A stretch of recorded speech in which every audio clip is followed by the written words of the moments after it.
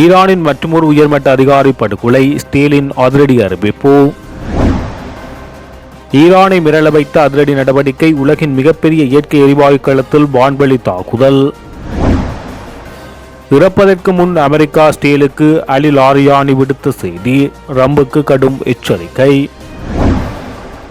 ட்ரம்பின் Iran போர்க்கோரிக்கை, கடும் நெருக்கடியை சந்திக்கும் ஜப்பானிய பிரதமர். டொனால்ட் ட்ரம்பின் பொறுப்பற்ற போர், அமெரிக்க ஜனநாயக கட்சி தலைவர் ஹக்கீம் ஜெப்ரீஸ் கண்டனம். திடீரென பதவி விலகிய அமெரிக்க தேசிய பயங்கரவாத எதிர்ப்பு மையத்தின் தலைவர். ஹமாஸ் அமைப்பின் நிதி பொறுப்பாளரை வீழ்த்தியது ஸ்டேல். ஹோர்முஸ் நீரிணை வழியாக செல்லும் கப்பல்கள் அனுமதி அளித்தது ஈரானிய புரட்சிப்படை. ஹோர்முஸ் அருகே உள்ள ஈரானிய தளங்கள் மீது அமெரிக்கா தீவிர தாக்குதல். இதுவரை பயன்படுத்தப்படாத புதிய வகை ஆயுதங்கள், அதிர வைக்கும் ஈரானின் அறிவிப்பு. ஈரான் அணுமின் நிலையம் மீது தாக்குதல். ஈரானின் ஒரே செயல்பாட்டில் உள்ள அணுமின் நிலையமான புசேர் அணுமின் நிலையம் மீது தாக்குதல் இடம்பெற்றுள்ளதாக ஐக்கிய நாடுகள் சபை தெரிவித்துள்ளது. குறித்த தாக்குதல் நேற்றிரவு ஒரு ஏவுகணை அல்லது எரிபொருள் ஆயுதங்களால் தாக்கப்பட்டிருக்கலாம் என தெரிவிக்கப்பட்டுள்ளது.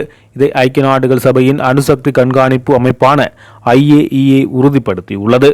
IAEAவின் அறிக்கையின்படி புசர் என்பிபியின் பிரேமிஸ் மற்றும் ப்ராஜெக்டில் தாக்கியது உறுதி என்றும், ஆலைக்கு எந்த சேதமும் ஏற்படவில்லை எனவும், ஊழியர்களுக்கு காயம் எதுவும் இல்லை எனவும் தெரிவிக்கப்பட்டுள்ளது. IAEA இயக்குனர் ரபேல் குரோசி, இந்த மோதலின் போது அணு விபத்து ஏற்படாமல் இருக்க அதிகபட்ச கட்டுப்பாடு வேண்டும் என அவர் மீண்டும் வலியுறுத்தியுள்ளார். இது தற்போதைய அமெரிக்க ஸ்டேல் இணைந்த ஈரானின் மோதலின் பின்னணியில் நடந்துள்ளது. புஷர் ஈரானின் ஒரே செயல்பாட்டு அணுமின் நிலையம் ஆகும். இதில் IAEA ஏற்கனவே பலமுறை இதுபோன்ற தாக்குதலால் கதிரியக்கவியல் அபாயம் இல்லை என உறுதிப்படுத்தியுள்ளது. ஹோர்முஸ் நீரிணை அருகே உள்ள ஈரானின் ஏவுகணை தளங்கள் மீது அமெரிக்க ராணுவம் தாக்குதல் நடத்தியுள்ளது. ஈரானின் தெற்கு கடற்கரை பகுதியில் குறித்த தாக்குதல் மேற்கொள்ளப்பட்டதாக அமெரிக்க மத்திய கட்டளை தலைமையகம் அறிவித்துள்ளது. இதில் 5000 பவுண்ட் எடை கொண்ட டீப் பெனட்ரேட்டர் மற்றும் பங்கர் பஸ்டர் குண்டுகள் பயன்படுத்தப்பட்டுள்ளதாக அமெரிக்கா தெரிவித்துள்ளது. தனது அதிகாரப்பூர்வ கணக்கில் வெளியிட்ட அறிக்கையில், சில மணி நேரங்களுக்கு முன் அமெரிக்க படைகள் ஈரானின் கடற்கரை பகுதியில் ஹோர்முஸ் நீரிணை அருகே உள்ள கடினமாக்கப்பட்ட ஈரானிய மிசைல் தளங்களுக்கு பல 5000 பவுண்ட் டீப் பெனரேட்டர்கள், முனிசன்களை வெற்றிகரமாக பயன்படுத்தியது. இந்த தளங்களில் உள்ள ஈரானிய ஆன்டி-ஜிப் குரூஸ் மிசைல்கள், கப்பல்களை தாக்கும் ஏவுகணைகள் சர்வதேச கப்பல் போக்குவரத்துக்கு ஆபத்தை ஏற்படுத்தியிருந்தது என தெரிவிக்கப்பட்டது. இந்த தாக்குதல் ஈரான் ஹோர்முஸ் நீரிணையை மூடியதால் ஏற்பட்டுள்ள சர்வதேச அச்சுறுத்தலுக்கு பதிலடியாக நடாத்தப்பட்டதாக அமெரிக்கா கூறுகிறது. உலகின் மிக முக்கியமான எண்ணெய் போக்குவரத்து பாதையான இந்த நீரிணை வழியாக தினசரி சுமார் 20% உலக எண்ணெய் விநியோகம் நடைபெறுகிறது. ஈரானின் இந்த தடுப்பு நடவடிக்கைகளால் எண்ணெய் விலைகள் உயர்ந்து வருகின்றது. இந்த 5000 பவுண்ட் குண்டுகள் நிலத்தடி அல்லது கான்கிரீட் கொண்டு பலப்படுத்தப்பட்ட தளங்களை அழிக்க வடிவமைக்கப்பட்டவை என அறிக்கையில் மேலும் தெரிவிக்கப்பட்டுள்ளது. கடந்த 28ஆம் தேதி ஈரானிய உச்ச தலைவர் அயதுல்லா அலி கமேனி கொல்லப்பட்ட நிலையில் ஸ்டேல், அமெரிக்கா, ஈரான் இடையான மோதல்கள் தீவிரமடைந்தன. இதனையடுத்து ஹோர்முஸ் நீரிணை வழியான கப்பல் போக்குவரத்தை தடை செய்வதாக ஈரான் அறிவித்தது.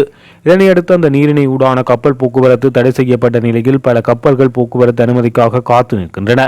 இந்த நிலையில் அமெரிக்காவையோ ஸ்டீலையோ ஆதரிக்காத சரக்குகளை ஏற்றிச் செல்லும் வர்த்தக கப்பல்களை ஹோர்முஸ் நீரிணை ஊடாக செல்ல ஈரானிய புரட்சிகர பாதுகாப்பு படை தொடர்ந்தும் அனுமதித்து வருவதாக அல் ஜசீரா செய்தி வெளியிட்டுள்ளது. சர்வதேச கப்பல் போக்குவரத்தை கண்காணிக்கும் ஷிப் டிகாகர் நிறுவனத்தின் தரவுகளும் இதை உறுதிப்படுத்தியுள்ளது. மேலும் சரக்கு கப்பல்களும் எண்ணெய் தாங்கிகளும் ஹோர்முஸ் நீரிணை வழியாக செல்வதாக கூறப்படுகிறது. லெபனானின் கடலோர நகரமான சிடோனில் கடந்த ஞாயிற்றுக்கிழமை நடந்த ஸ்டேலிய தாக்குதலில் ஹமாஸின் மூத்த நிதி அதிகாரி ஒருவர் கொல்லப்பட்டதாக ஸ்டேலிய ராணுவமும் சின்பெட் பாதுகாப்பு முகாமும் அறிவித்துள்ளது.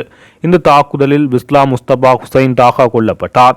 இவர் ஹமாஸுக்காக உலகளவில் $100 மில்லியன் திரட்டும் பணியில் ஈடுபட்டிருந்தார் என சின்பெட் தெரிவித்துள்ளார்.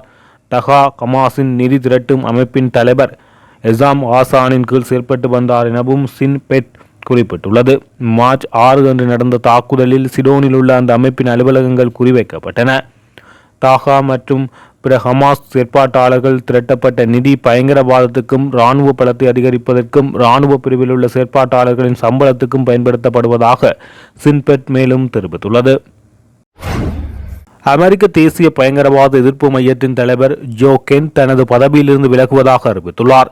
ஈரானுக்கு எதிராக நடைபெற்று வரும் போரை தாம் ஆதரிக்க முடியாது என்பதால் இந்த முடிவை எடுத்ததாக அவர் தெரிவித்துள்ளார். கடந்த ஜூலை மாதம் அமெரிக்க செனட் சபை டொனால்ட் ட்ரம்ப் பரிந்துரைத்தவராக ஜோ கெண்டை பதவிக்கு உறுதிப்படுத்தியது.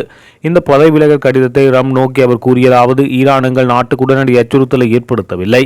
இப்போர் ஸ்டேல் மற்றும் அதன் அமெரிக்க ஆதரவாளர்களின் அழுத்தத்தால் தொடங்கப்பட்டது என தெளிவாகிறது.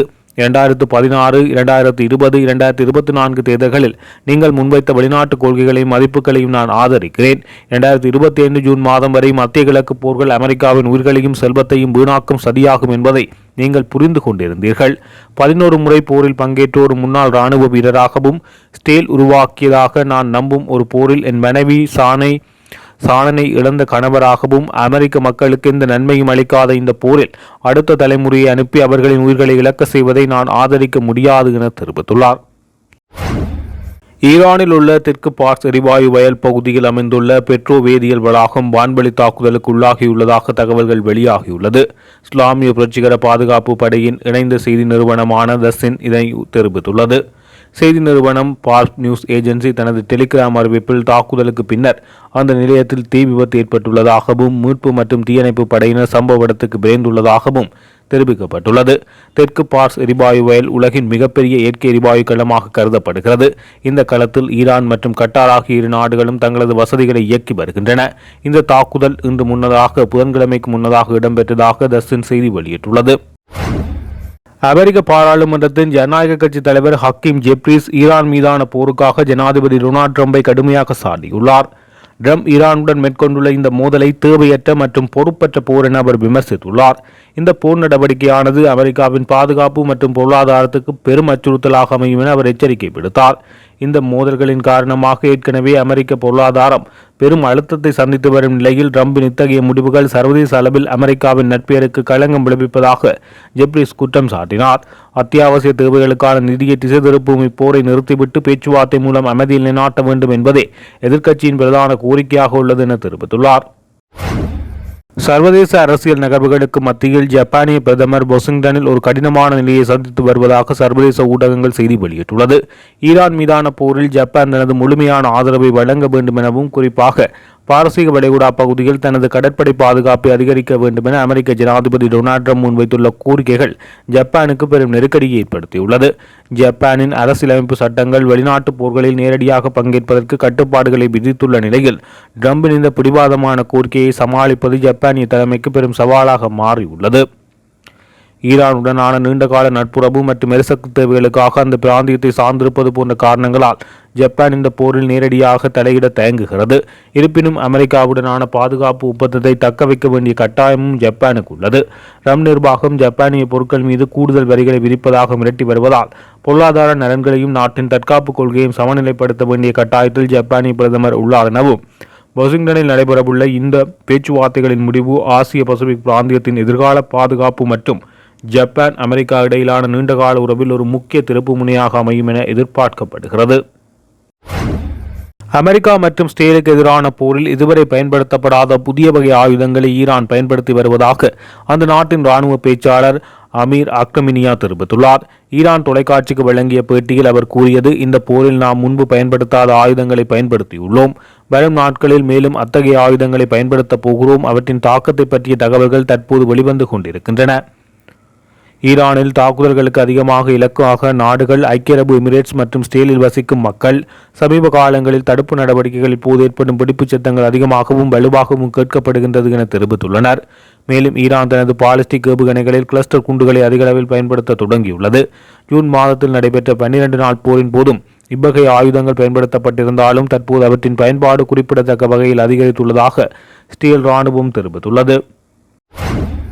ஈரானின் உளவுத்துறை மற்றும் பாதுகாப்புத்துறை அமைச்சரை படுகொலை செய்துவிட்டதாக இஸ்ரேல் அறிவித்துள்ளது. ஈரானின் உளவுத்துறை மற்றும் பாதுகாப்புத்துறை அமைச்சர் இஸ்மாயில் கதீப் கொல்லப்பட்டதாக இஸ்ரேலின் பாதுகாப்பு அமைச்சர் ஸ்டீல் ஹார்ட்ஸ் தெரிவித்துள்ளார். இந்த தாக்குதல் குறித்து ஈரான் எந்த உறுதிப்படுத்தலையும் இன்னும் வழங்கவில்லை.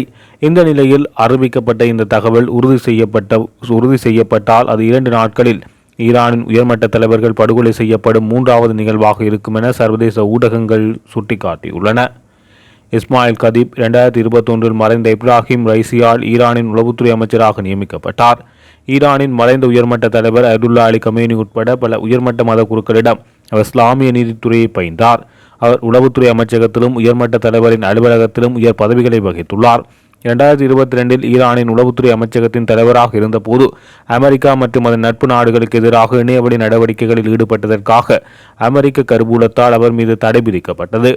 1979 இஸ்லாமிய புரட்சிக்கு பிறகு 1980 கதீப் இஸ்லாமிய புரட்சிகர பாதுகாப்பு படையில் சேர்ந்ததாக கூறப்படுகிறது.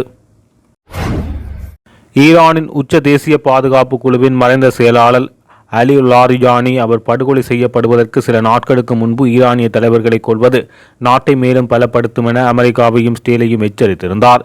ஈரானின் தலைவர்களை கொல்வது அந்த நாட்டை பலவீனப்படுத்தாது, மாறாக மேலும் வலுப்படுத்தும் என அவர் தெரிவித்திருந்தார். ஈரானின் முன்னாள் உச்ச தேசிய பாதுகாப்பு கவுன்சில் செயலாளரான லாரிஜானி ஈரான் அரசியல் அமைப்பில் மிக செல்வாக்குமிக்க தலைவர்களில் ஒருவராக கருதப்படுகிறார். அவர் நாட்டின் பாதுகாப்பு கொள்கைகளை வடிவமைப்பது முக்கிய நபராகவும் அயதுல்லா அலி கமேனியின் நெருங்கிய ஆலோசகராகவும் இருந்தார். கடந்த மாதம் பான் தாக்குதலில் கமேனி உயிரிழந்த பின்னரும் அவர் முக்கிய அரசியல் குரலாக திகழ்ந்தார். தன்னுடைய மரணத்துக்கு ஒரு வாரத்துக்கு முன்பு மார்ச் 6 அன்று அல் ஜசீராவுக்கு அளித்த பேட்டியில் லாரிஜானி கமேனியின் கருத்தை மீண்டும் வலியுறுத்தினார். தியாகிகள் புரட்சியை இன்னும் வலுப்படுத்துவார்கள் என அவர் கூறினார். அயதுல்லா கமேனி மீது மேற்கொள்ளப்பட்ட தாக்குதலில் எங்கள் பல தளபதிகள் உயிரிழந்தனர். ஆனால் அதற்கு பிறகு அதே அளவிலான முக்கியமான ஒருவரும் கொல்லப்படவில்லை. இந்த நாட்டின் தலைவராக இருந்த காமெனி தியாகியாகிவிட்டார். மக்கள் துக்கப்படுகிறார்கள், ஆனால் அவர்கள் விழிப்புணர்வுடன் புரட்சியை ஆதரித்து நிற்கிறார்கள் என லாரியானி அந்த காணொலியில் தெரிவித்தார். இப்போது அவர்கள் இன்னும் 5 பேரை கொன்றால் என்ன, இத்தகைய பெரிய தலைவரை அவர்கள் கொன்று தியாகியாக மாற்றிவிட்டார்கள். மக்கள் விழிப்புணர்வுடன் இருக்கிறார்கள். இதைத்தான் இமாம் காமனி பேராசிரியர் அவர்களின் தியாகத்தை நினைவு கூறும் போது தியாகிகள் புரட்சியை வலுப்படுத்துவார்கள் என்று கூறியிருந்தார் என அவர் தெரிவித்தார். மேலும் எங்களை கொள்ளுங்கள், அதனால் எங்கள் மக்கள் இன்னும் விழிப்புணர்வுடன் எழுந்திருப்பார்கள் என அவர் எச்சரிக்கை விடுத்தார். மேலும் லாரியானி கடந்த வாரம் அமெரிக்க ஜனாதிபதி டொனால்ட் ட்ரம்பை நேரடியாக எச்சரித்தார்.